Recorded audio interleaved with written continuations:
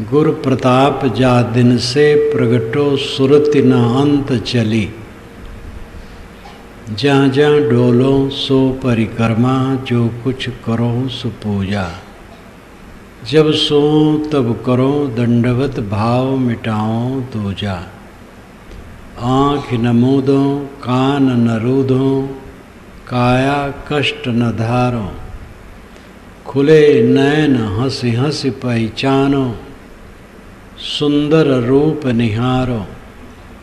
शब्द निरंतर से मन लागा, मलिन वासना त्यागी।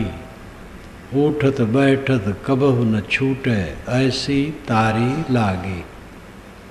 कहत कबीर सहज यह रहनी, सो परगट करि गाई।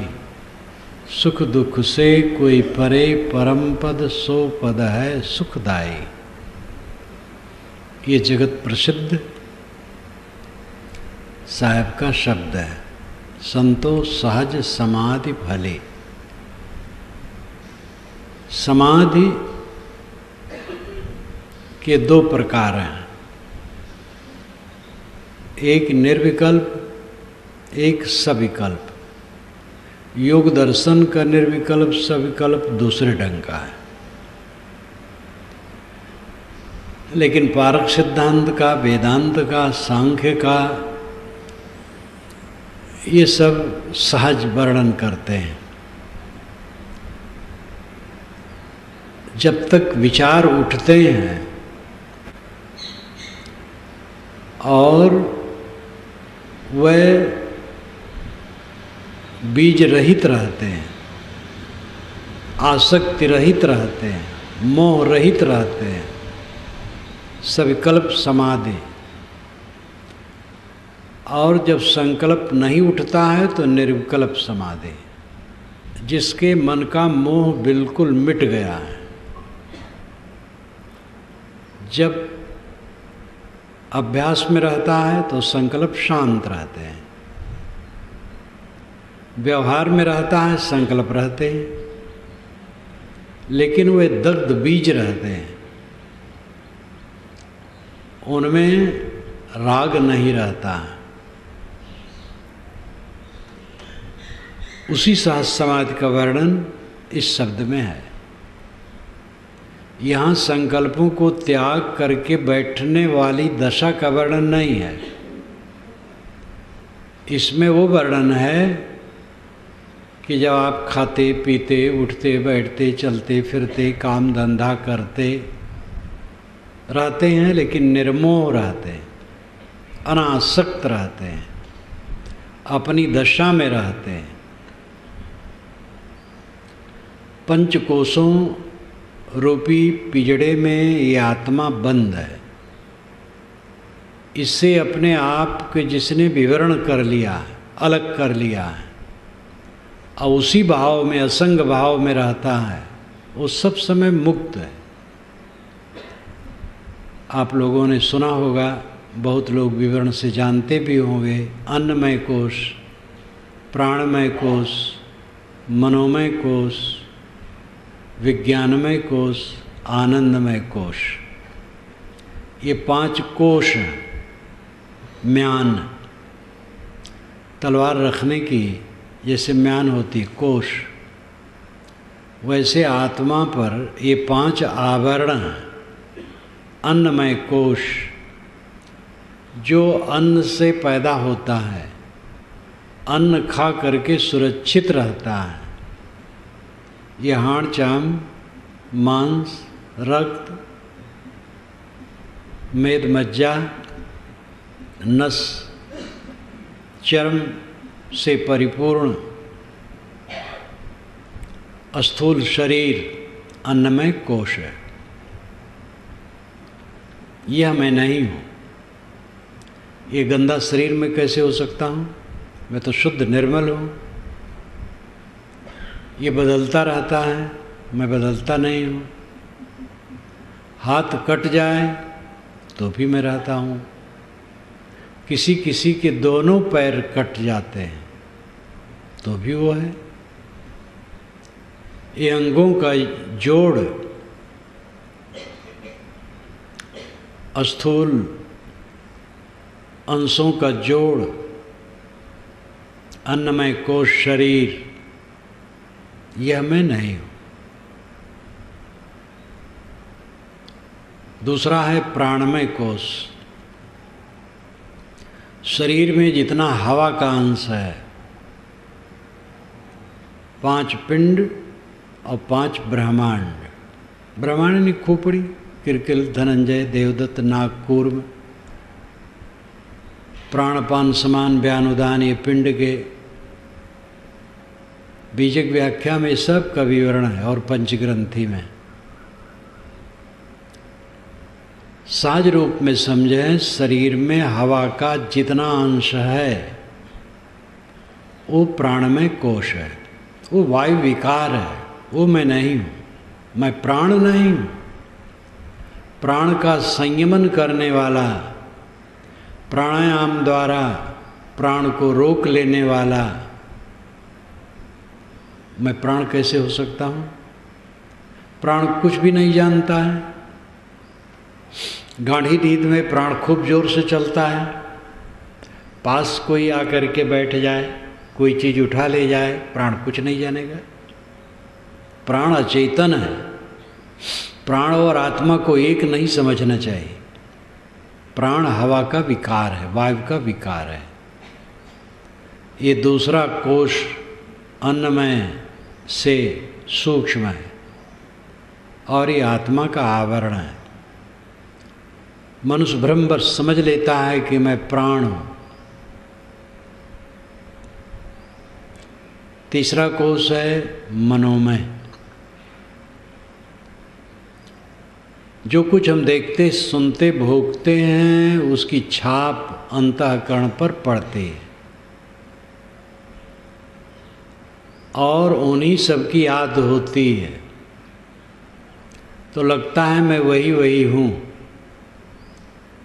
तादात्म्यता होती रहती, एकता होती रहती, उसी में अस्मिता होती रहती, चिपकते रहते हैं, स्मरणों के प्रवाह में चिपकते रहते हैं। मैं मन नहीं हूँ, स्मरण नहीं हूँ। मन तो विकारी है, परिवर्तनशील है, मैं अपरिवर्तनशील हूँ, मैं निर्विकारी हूँ। मन प्रबल है और प्रबलता हमारे मोह के कारण है, किसी दूसरे का दोष नहीं है। भगवान ने माया डाल दी, लोग कहते हैं,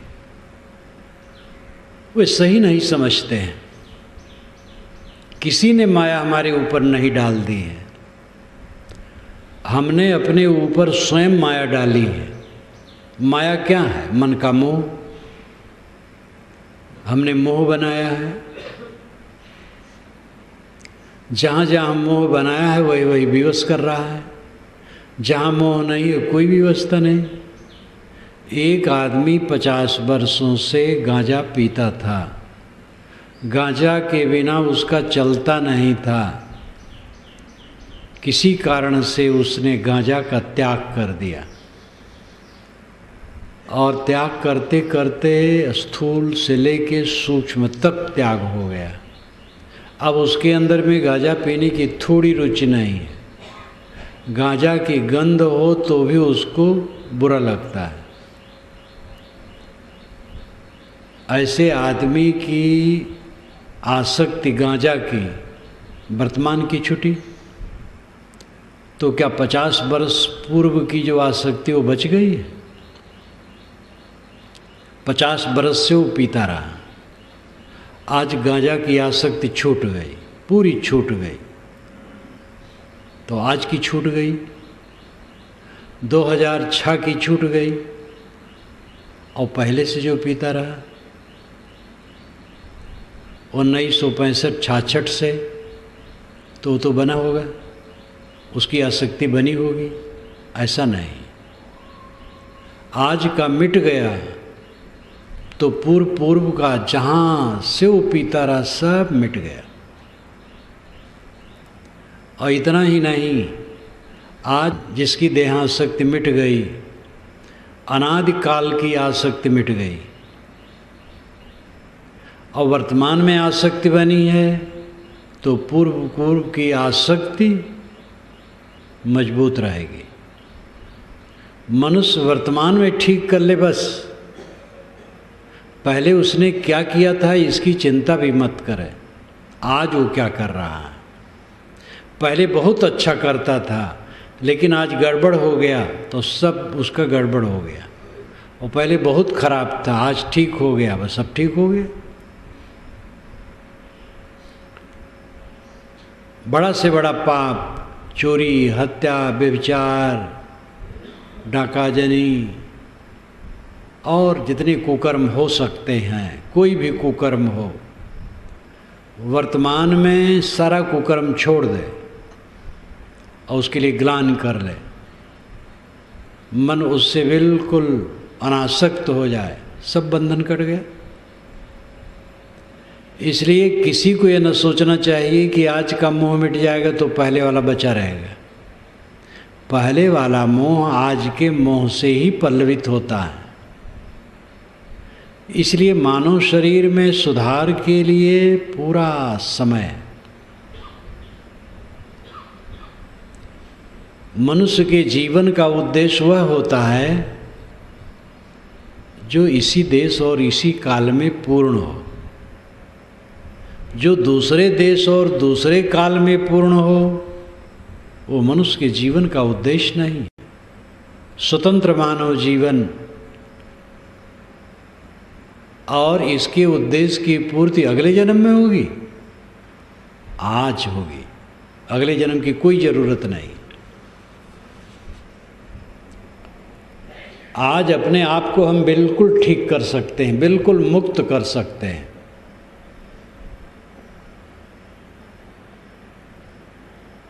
सारा बंधन मन का रचा है और मन हमारे अविद्या से रचा है। हमारे मन की विद्या मिट गई, मन सरल हो जाएगा। मन काम की चीज़ है, मन रहेगा जीवन भर, लेकिन वो सेवक बन के रहेगा, मुक्ति में सहयोगी बन के रहेगा। लालच छोड़ दो, सारा दुख लालच है। ये दुनिया की बेकारी चीज़ों का लालच करके कोई मुक्ति पाएगा? खाने पीने की लालच, कपड़े लत्ते की लालच, रुपए पैसे की लालच, मान बढ़ाई की लालच, पद प्रभुता की लालच, दुनिया की किसी वस्तु की लालच रख करके मुक्ति नहीं मिलेगी। मुक्ति ऐसी चीज़ है सबका छोड़े हो। सब कुछ का लालच जब छूट गया बस कृतार्थ है। ये मनोमय कोश बड़ा प्रबल है, प्राण में उतना प्रबल नहीं है। प्राण में तो सरल है, बड़ा है, चाहता कुछ नहीं, और बड़ा निरस, बड़ा रूखा फीका, बड़ा विरागी है प्राण। आंखें तो रूप चाहती हैं, कान शब्द चाहते हैं अनुकूल, नाक गंध चाहती, चाम अनुकूल स्पर्श चाहता है, जीव अनुकूल रस चाहती है, प्राण कुछ नहीं चाहता। और ये सब इंद्रियां तो विश्राम करती हैं समय समय से।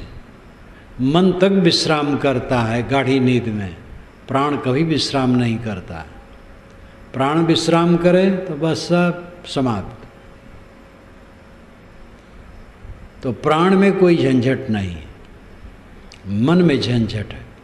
ये मनोमय कोश, प्राण को केवल समझ लेना है कि प्राण में कोश में नहीं हूँ, यानी प्राण का समुच्चय वायु विकार शरीर में जो है वो मैं नहीं हूँ। मनोमय, मन भी मैं नहीं हूँ, जो याद होती है वो मैं नहीं हूँ। अब आदमी विवेक नहीं है, जो याद होता है वही अपने को अपना स्वरूप मानता है। जो जो याद होता है उसी में चिपक जाता है और दुख भोगता रहता है। मनोमय कोश तीसरा है, जो प्राणमय से भी सूक्ष्म है, वह मैं नहीं हूँ। चौथा है विज्ञानमय कोश, बुद्धि कोश। विज्ञानमय कोश, बुद्धि कोश जो आत्मा के अधिक निकट है, ज़्यादा प्रकाश स्वरूप है। समझ, प्रज्ञा उसी से होती है। ज्ञान का आलोक, वह भी मैं नहीं हूँ। मैं ज्ञान मात्र हूँ, शुद्ध चेतन मात्र हूँ। जो ज्ञान का प्रकाश फैलता है और सारी चीज़ों का अनुभव करता हूँ, वो सब मैं नहीं हूँ। ये विज्ञानमय कोश, बुद्धि विलास, ये भी मैं नहीं हूँ। पांचवा आनंदमय कोश, अनुकूल वस्तुओं के मिलने पर हर्ष होता है। अनुकूल प्राणी, अनुकूल पदार्थ, अनुकूल परिस्थिति आने पर हर्ष होता है। ये आनंदमय कोश है, ये भी मैं नहीं हूँ। जो कुछ मिलता है छूट जाता है, यानी स्थूल हाड़ चाम के शरीर में अपनी एकता मत करो। अन्नमय कोश ये स्थूल शरीर है, इसमें अपनी एकता न करो। प्राणमय कोश वायु विकार में अपनी एकता न करो कि मैं प्राण हूँ। जो जो संकल्प विकल्प उठे, उन संकल्प विकल्प में, मनोमय को अपना कोश मत समझो, अपना स्वरूप मत समझो। विज्ञानमय कोश, बुद्धि प्रकाश, वो भी आपका स्वरूप नहीं है। जो जान जान करके व्यवहार आप करते हैं, बुद्धि विलास करते हैं, वो आपका स्वरूप नहीं है। कुछ न जानना, अपने आप में टिक जाना, वृत्ति रहित स्थित, वो आपका स्वरूप है। और जो अहम भाव आता है, आनंदमय कोश, वो भी आपका स्वरूप नहीं।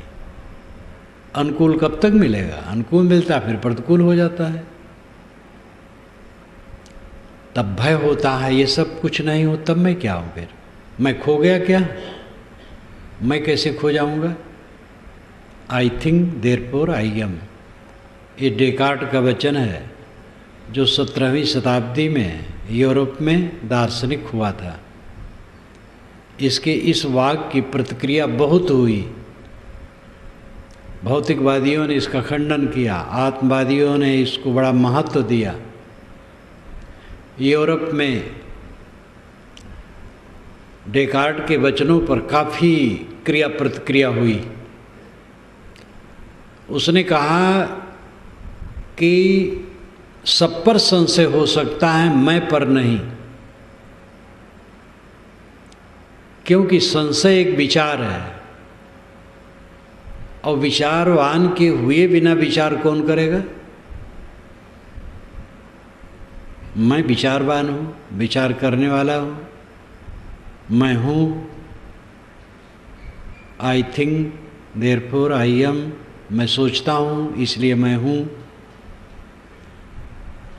सोचने वाला ही ना हो, ये कैसे होगा? ईश्वर है कि नहीं, इसमें दो विचार होंगे। बहुत सारी बातों में दो विचार उठ सकते हैं, लेकिन मैं हूँ कि नहीं, इसमें दो विचार कहाँ है? मैं तो हूँ ही।